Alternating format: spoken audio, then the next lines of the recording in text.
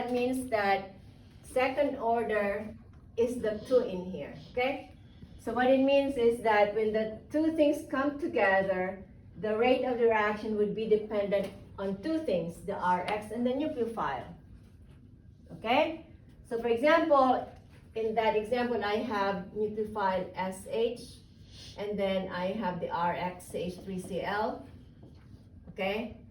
So this means concentration, K is a constant. So the speed of the reaction or the reaction rate will be dependent on the concentration of both reactants, nucleophile, and then the Rx. Okay? So the 2 means second order. So first order with respect to Rx, first order with respect to the nucleophile, that means second order total.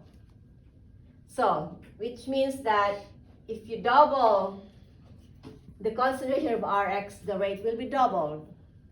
So it's actually based on collision theory. The more molecules you have in your reaction, the more you're gonna get the products. Okay? So it's like when you, what is an example?